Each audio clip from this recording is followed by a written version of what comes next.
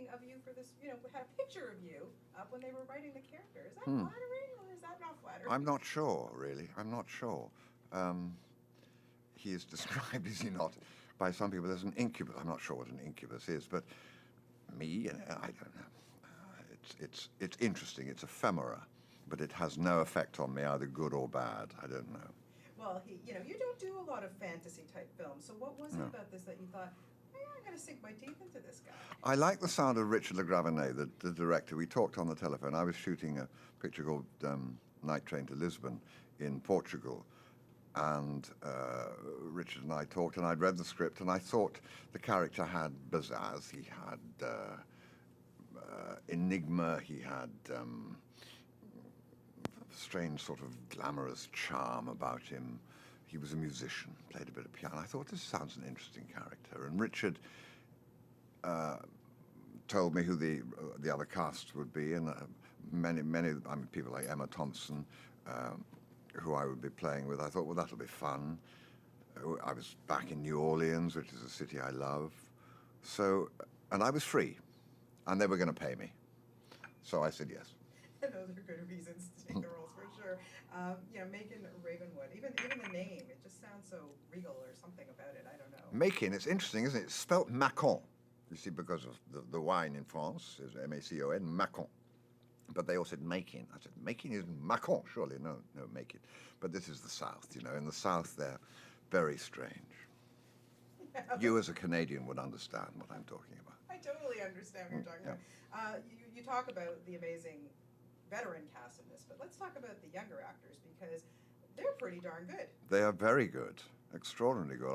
I would watch Alden in amazement, thinking, what can I learn from that young man? And there's a lot. And Alice, extraordinary quality. It's an interestingly cast and strongly told tale. I mean, it's not my métier, this. I don't go and see these sort of movies.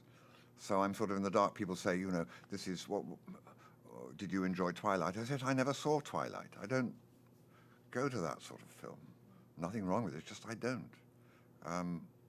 But when I saw this, I thought, this is an interesting picture. It's a love story raised into supernatural levels, but actually you care about the people and the problems that the characters are going through, mainly the young pair of lovers, are problems we all know about. We remember from the first time we were in love, about how we thought about how our friends would react and whether we could understand the woman or the man that we were the boy or the girl that we thought we were in love with, and what our parents thought, etc. So that's really all it is, this story, but it's heightened. Yes, we'll talk about heightened. I mean, there's got to be times on sets when, yes, it's serious, there's some serious stuff going on, but you have to kind of break into laughter things. I mean, you have scenes with Eileen Atkins. Oh, please. Eileen Atkins and Margot, pardon? Martindale. That's right, Margot Martindale.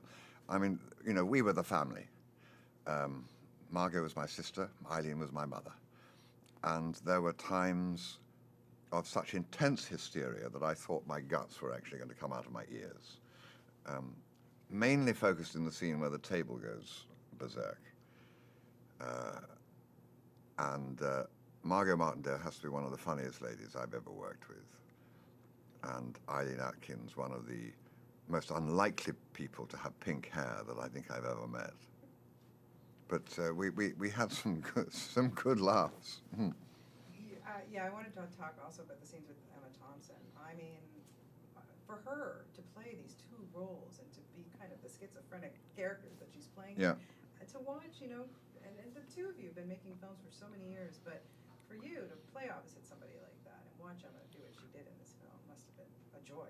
It was great. And of course, Emma's a good writer, and so we were able to sort of hone our scenes a little bit. And she's one of those wonderful actresses who will do anything. In a way, Emma comes, strangely enough, because she's very beautiful, but she comes from the Monty Python school of acting. And she will be quite wild in Saturday Night Live. And playing with her and improvising and playing around to see how a scene can work, a lot of fun, a lot of fun. You have given us so many brilliant, amazing performances and have worked with with so many phenomenal directors, but is there one director that you can look back at and go, yeah, he changed my life? I think your Mr. Cronenberg probably is that man. A director who allowed me to have the opportunity to play identical twins, to play a man in love with a woman who was in fact a man without him knowing. Very interesting areas to explore. A man of immense kindness and intelligence.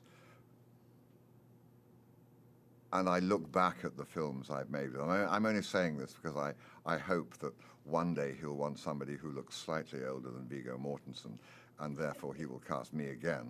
I'm only saying it because of that. But a man who I hope one day will find a need to work with an actor who can, with the right lighting, still look 55 in the dusk with the light behind him. You absolutely do. You have no worries of that. And I'm going to take him that clip and show him this for sure. What was it when you decided to be an actor then? What was it that made you decide that that's what you wanted to do for your career? I always wanted to live outside society. I was educated in a fairly strictured private school, and I spent most of my time designing styles of behavior and life which were sort of bending round the rules.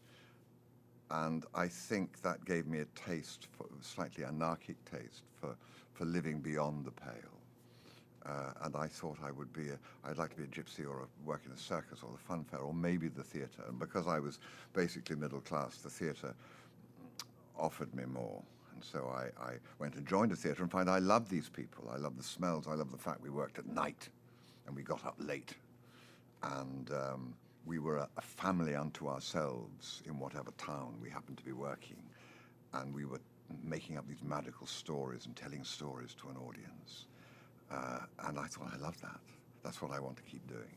Well, please keep on doing it. You do such a wonderful job. And More Borgias, yes, that's More Borgias, yeah, coming out April, I think.